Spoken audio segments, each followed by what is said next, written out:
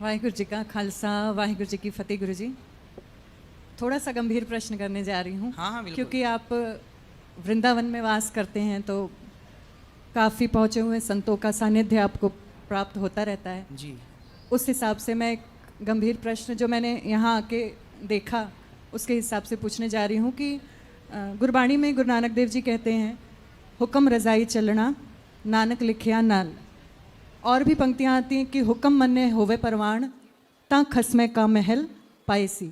मतलब हुक्म को इतनी महानता दी गई है कि जो शिष्य गुरु के हुक्म में अपना जीवन व्यतीत करता है उसको खसम का महल, मतलब वाहिगुरु का दरबार परलोक में प्राप्त होता है। जी, सच्ची दरगाह में स्थान प्राप्त होता है। सही है। तो अगर हम सबसे पहला हुक्म देखें, परमात्मा एक है, नो डाउट। सभी धर्मों का मूल निरंकार वो एक ही है। अलग अलग धाराएं हैं, अलग अलग मान्यताएं हैं, वो अलग बात है, लेकिन मूल सबका एक ही है। अवल अल्लाह नूर उपाया कुदरत के सब बंदे, एक नूर ते सब जग उपजया कौन पले को मंदे। सही है। गुरबाणी कहती है। तो जब अगर किसी इंसान को, मनुष्य को परमात्मा का हुक्म कि उसने उसको हिंदू धर्म में जन्म दिया, परमात्मा का हुक्म उन्होंने उसको सिख धर्म में जन्म दिया, परमात्मा का हुक्म उन्होंने उसको क्रिश्चियन बनाया, इस्लाम बनाया, जो भी है अपने अपने धर्म में जिसको जो हुक्म के अनुसार जन्म मिलता है। तो अगर हमें हिंदू धर्म में परमात्मा ने जन्म दिया तो इसका मतलब उसकी रज़ा ये है कि हम हिंदू धर्म को फॉलो करें। सही है। अगर हमें सिख धर्म में जन्म मिला तो इसका मतलब परमात्मा का हुक्म है कि हमें सिख सिक्खी के हिसाब से आजीवन अपना जीवन यापन करना है। बिल्कुल सही है। तो जो अगर इसके बीच का जन्म लेने के बाद का जो सफ़र होता है उसमें अगर किसी का झुकाव, किसी का रुझान किसी दूसरे धर्म की तरफ ज़्यादा हो जाए और अपने धर्म से हट के वो उस धर्म को अपनाने लगे, उस धर्म के मुताबिक अपना जीवन यापन करने लगे, भले ही वो धार्मिक है, भले ही वो निष्ठा से दूसरे धर्म में नाम जप कर रहा है, पूजा पाठ, अच्छे कर्म सब कुछ कर रहा है, एक और लेवल तक जाके कहीं ना कहीं उस धर्म का प्रतिनिधि या संत या महापुरुष भी बन जाता है, तो क्या ये सही है? क्योंकि परमात्मा का किस धर्म हुक्म में झुकाव है? किसी भी, जैसे मैंने सिख धर्म में जन्म लिया, ठीक है, जैसे मैं वृंदावन आई, मैंने यहाँ का माहौल देखा, मैं एक एग्जाम्पल के तौर पे बात कर रही हूँ। तो मान लो मेरा मूड बन गया कि मैं अब आगे से हिंदू धर्म को ज़्यादा रुझान देने लगी, इधर झुकाव मेरा होने लगा, तो क्या ये सही होगा? अच्छा, आपने बहुत अच्छा प्रश्न किया है। अब आप समझिएगा कि हिंदू और सिख, पहले तो ये जानना है कि ये दो नहीं हैं। बिल्कुल। हिंदू और सिख ये दो, हम लोग कभी भी सिख को अलग नहीं मानते। जो हिंदू है वही सिख है और जो सिख है वही हिंदू है, दोनों एक है। बिल्कुल। अब ये मैं क्यों कह रहा हूं, आपने गुरुवाणी की बात की जी। गुरु गोविंद साहब जी का इतिहास पढ़ा है आपने? जी। गुरु गोविंद साहब जी, गुरु गोविंद जी मूल में क्या है? गोविंद राय जी हिंदू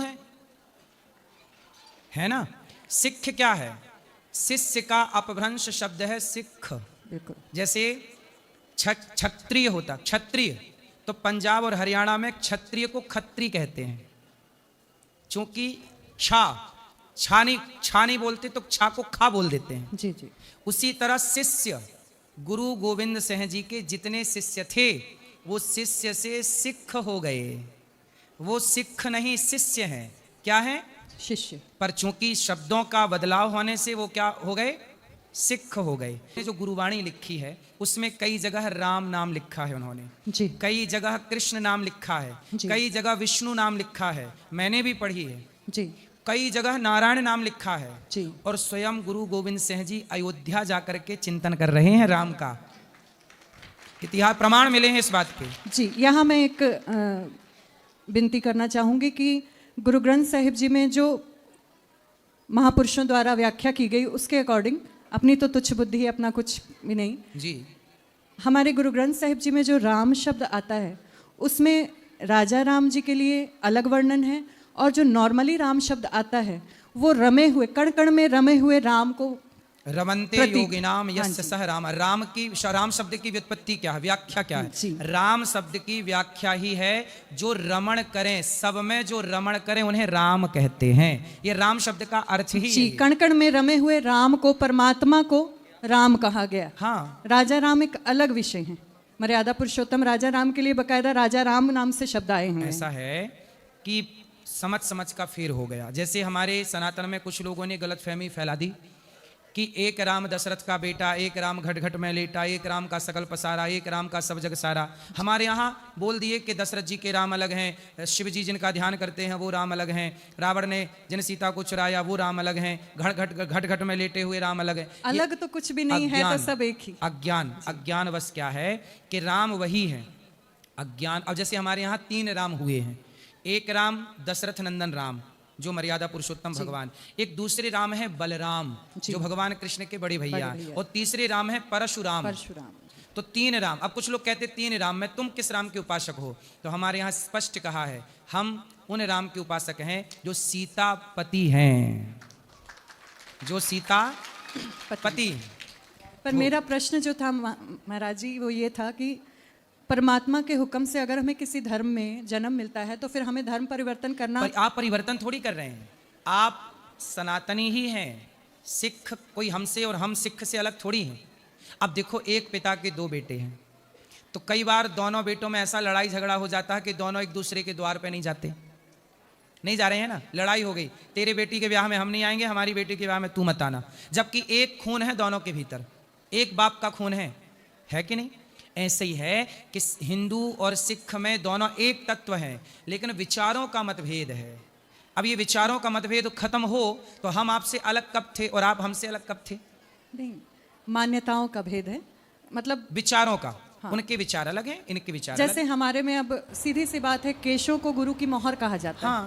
केश कत्ल शब्द इस्तेमाल किया जाता है, केशों को काटना मतलब कत्ल करना। सही है। केश कत्ल नहीं करने। सही है। वहीं आप अगर कोई सिख हिंदू धर्म में आ जाता है तो वो सबसे पहला अपराध अपने जन्म की आज्ञा के हिसाब से।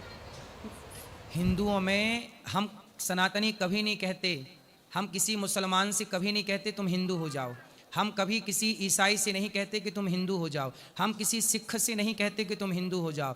तुम वहीं रह कर के जहाँ हो वहीं रह कर के राम का चिंतन करो। शबरी जंगल में रह के राम का चिंतन की तो राम जंगल में शबरी के घर पहुँच गए। हमारे भगवान तो आपके घर आएंगे, वहीं आएंगे जहाँ आप हैं। हमारे कृष्ण वहीं आएंगे, आप जहाँ हैं वहीं रहिए, वहीं से प्रभु को पुकारिए। हमारे प्रभु ये नहीं कहते कि तुम, हमारे भगवान के लिए तो सब एक है। बंटवारा तो यहां हमने कर लिया। बिल्कुल, मैं यही कहना चाहती हूं। आकाश से जब पानी गिरा, पानी की जब बारिश की बूंदें गिरी तो बारिश का पानी जब गंगा पे गिरा तो वही बूंद गंगा हो गई, यमुना में गिरा तो वही बूंद यमुना हो गई, जब नाले पे गिरा तो वही बूंद नाला हो गई।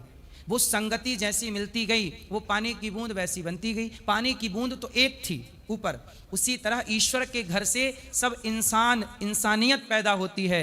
यहाँ धरती पे आके बंटवारा हो जाता है कि तुम ये हो, तुम वो हो, तुम वो हो।